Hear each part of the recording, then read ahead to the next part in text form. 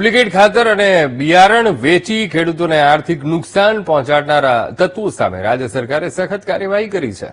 કૃષિમંત્રી જીતુભાઈ વાઘાણીના સીધા આદેશ પર અમરેલી જિલ્લામાં 4 શખ્સો સામે પીપીએમ એક્ટ હેઠળ કેસ નોંધીને જેલ હવાલે કરાયા છે.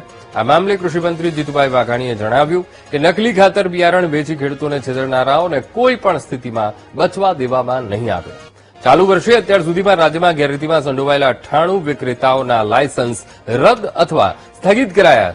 68 ખાતર વિક્રેતાઓ, 17 બિયારણ વિક્રેતાઓ અને 13 જંતુનાશક દવાઓના વિક્રેતાઓનો સમાવેશ થાય છે.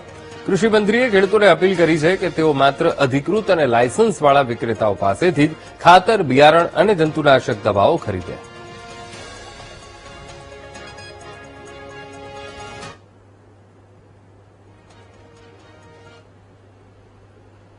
નમસ્કાર. ખેડૂતો સાથે છેતરપિંડી કરીને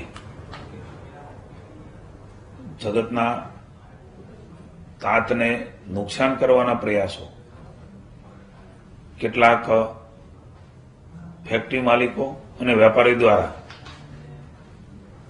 જે થઈ રહ્યા આ વખતે પણ માનીય ભૂપેન્દ્રભાઈની નેતૃત્વની ભાજપની સરકારે સખ્ત થવાનો નિર્ણય લીધો છે.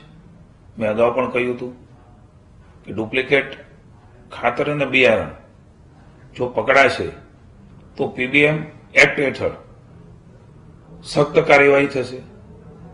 6 મહિના સુધી ડિટેન થઈ અને જેલ હવાલે જશે.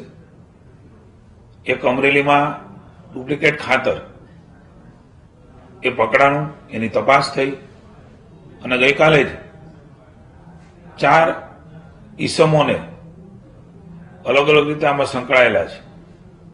એ સુરત, બોટાદ, અમરેલી એ પ્રકારના 4 જેટલા ઈસમોને ગઈકાલે જ પોલીસે ધરપકડ કરીને પીબીએમ એક્ટ હેઠળ જેલ હવાલે ડિટેન કરીને કર્યા છે.